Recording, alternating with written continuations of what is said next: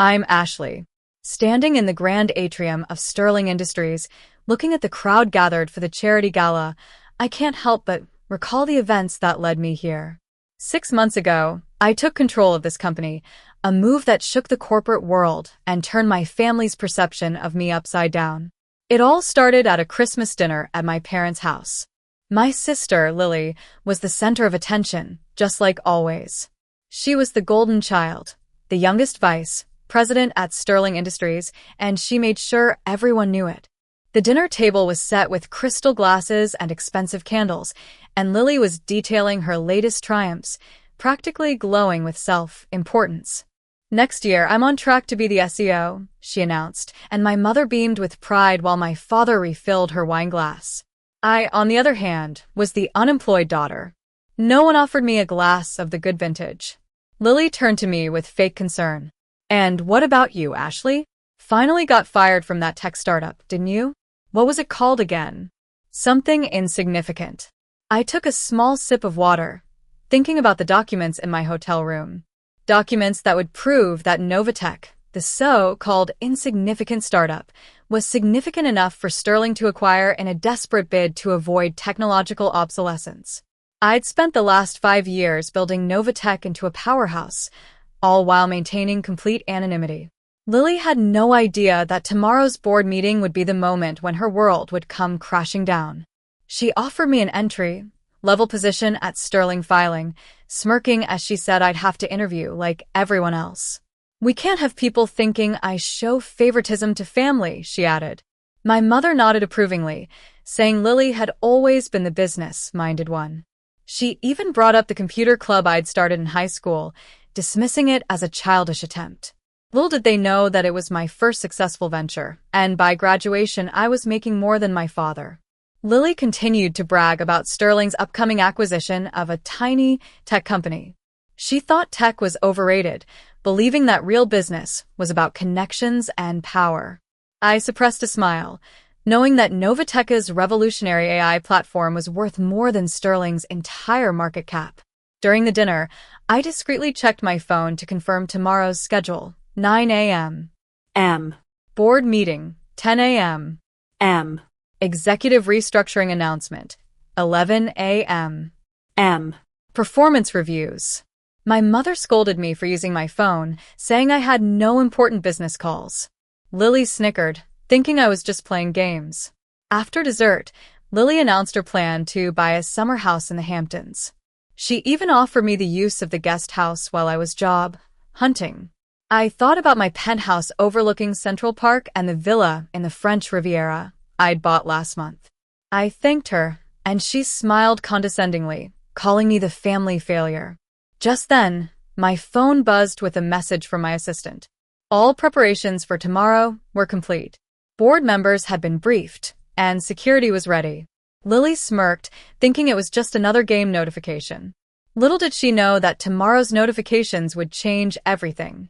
The next morning, I arrived at Sterling Industries headquarters at 8 a.m. M. My executive access badge made the guards do a double take, and my Armani suit drew surprised glances from the employees who were used to seeing me as Lily's unemployed sister. A nervous-looking assistant approached me and reminded me that it was an executives-only meeting. I replied with a sense of irony, as Lily had always lorded her executive status over me.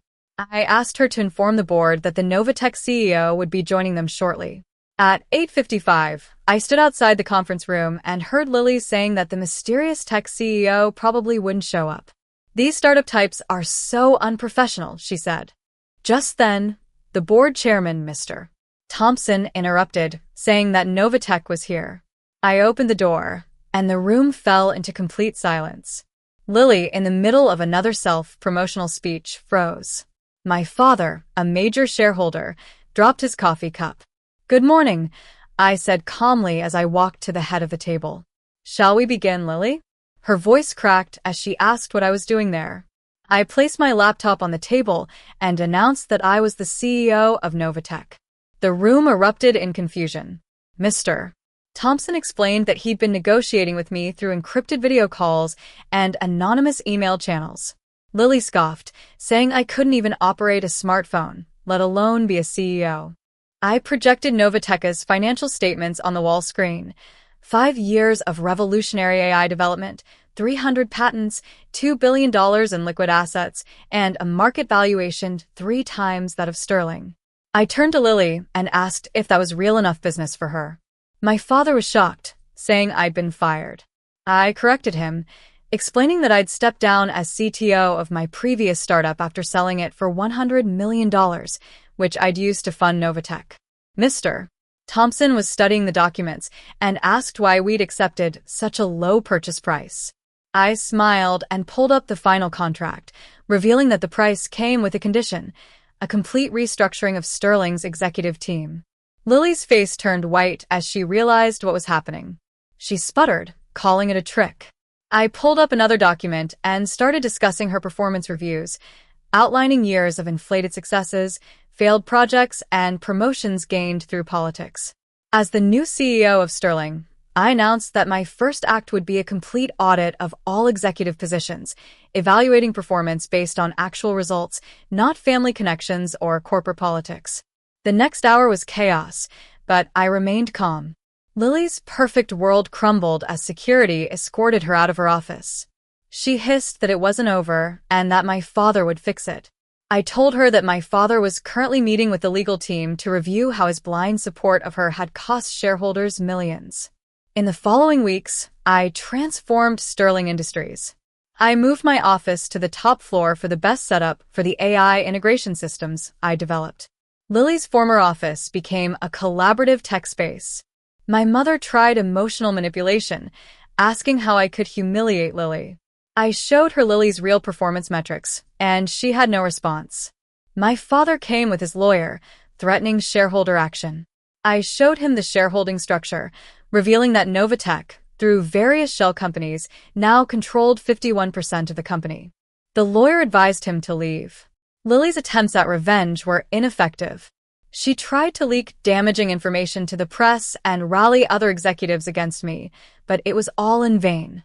3 months after the takeover, Sterling stock had doubled, and our AI integration revolutionized the industry. The business publications that had once praised Lily now ran features about me, the secret tech genius who'd orchestrated the perfect corporate takeover. Recently, Lily came to my office, saying it was about the family Christmas dinner. I told her I'd bought the family estate and was thinking of turning it into a tech incubator for underprivileged students. She finally understood that her world had changed permanently. Looking back, I realized that success isn't about who shouts the loudest or brags the most. It's about who works the smartest, stays the quietest, and waits for the perfect moment to reveal their true power. And I'm just getting started.